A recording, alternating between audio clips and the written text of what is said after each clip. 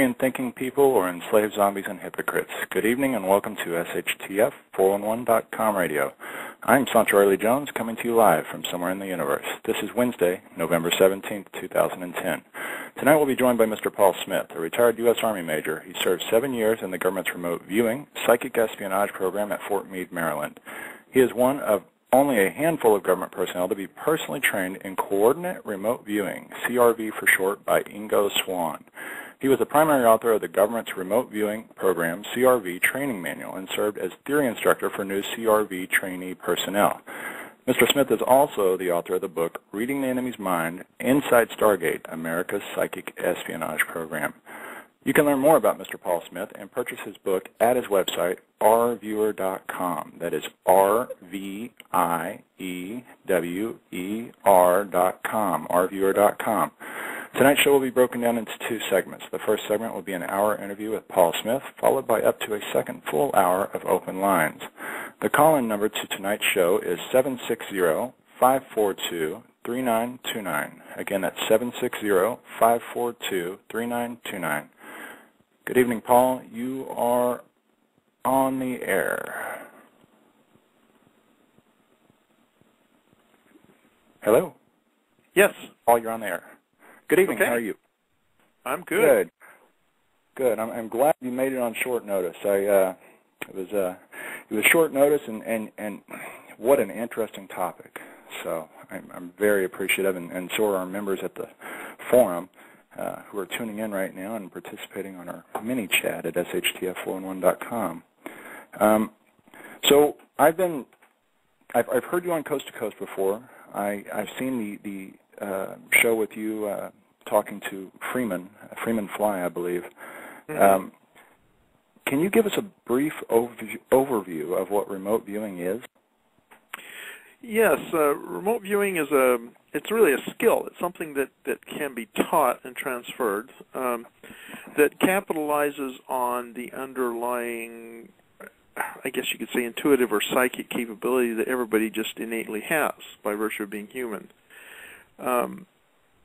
It helps an individual sort of learn how to recognize, ultimately the training helps an individual learn to recognize between the mental noises going on in his or her mind at any given moment and the really subtle signal that's coming in through the intuitive sources or through ESP. I noticed someone in one of the chat comments said, well, it sounds like ESP to me, and it really is. Remote viewing is just a means of accessing the ESP capability that each of us has. And it allows the viewer, someone who applies remote viewing, we call a viewer. It allows the viewer to perceive a location, an event, a person that is distant from him or her, either like on the other side of the planet or inside a sealed room or maybe an image inside a sealed envelope, or even distant in time into the past, and with certain limitations into the future. Now, is it a honing of people say, oh, I've got a sixth sense and I felt it coming or I knew something was coming. Is it a honing of that ability or is it something different? Well, it's an application of that ability, I guess would be the best to say, and there might be some honing that gets involved as well. Most people who pay any attention at all to their experiences probably have, at one time or another, had one of those sort of sixth sense sort of experiences. They've just known who's on the other end of the phone when a phone call comes in, or they've had some alert or some dream or something when someone that was close to them had a problem or was under stress or been injured, something like that. Or who knows, any myriad of other kinds of things. Even sort of deja vu effects. Sometimes people will realize that they have had that experience before. They really haven't had an experience they encounter, but it all falls into place, and they say, oh, man, I had that. It was a dream or something. I know that has happened to me before, that maybe I had some kind of precognitive awareness of it. Now, some straight deja vu effects just are deja vu, but some of them actually are awareness of some future event that you will experience. And the irony is that people think of these as being some huge momentous event, but quite frequently have these little precursors of the future of relatively plain old mundane kind of things. That happens a lot to people. Now, you mentioned you've been saying remote viewing is used for people. Can it be used for objects and inanimate?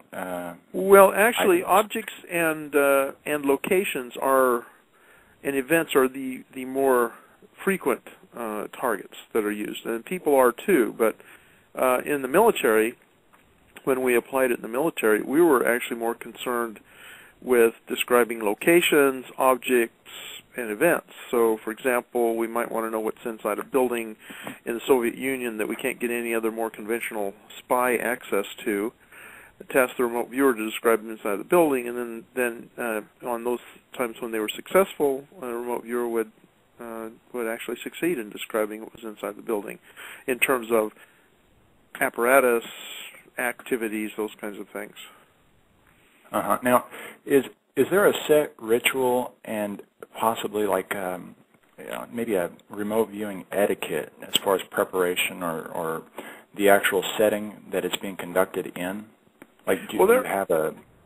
Go ahead. Yeah, there are actually a number of methods and approaches to remote viewing, and some of the listeners may have heard of these. The one that I teach and promote is called controlled remote viewing. There's another methodology called extended remote viewing. There are sort of derivatives of controlled remote viewing taught by various people, such as technical remote viewing, scientific remote viewing. Those are all spin-offs of the main controlled remote viewing. And then there's others. I like to call them generic remote viewing. These are ones that people just kind of developed on their own and do it different ways. And anticipate probably the next question. The differences here are this. In controlled remote viewing, the viewer is sitting at a table or desk or whatever with a stack of paper and a pen. A reference number, we call them coordinates, is given to the viewer. The viewer puts that down and writes and is in a relatively a normal state of consciousness, although a mild altered state just sort of get induced over time as you're working on the session. Extended remote viewing is a bit different. In extended remote viewing, the viewer is actually laying down in a quiet, dimly lit room and attempts to get to the point right between being awake and asleep. We call it a hypnagogic state. The viewer tries to establish that with the idea that then the data can come in more easily when the brain is less active, at least in terms of our analytical everyday kind of behavior. And so you can see those are kind of different modes or methods of doing remote viewing, but the goal is the same, to allow a human to perceive through non-sensory means. Even though it involves some kind of perceptual process, it does not involve the direct senses to perceive information or experience location outside of where they, in theory, ought to be able to do it according to standard physical science.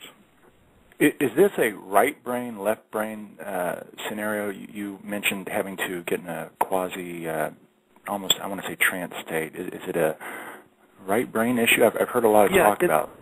In ERV, you are kind of in, I guess you might say, a trance state, although maybe just more relaxed state with your mind-awake body asleep, kind of a condition. Obviously anything we do involves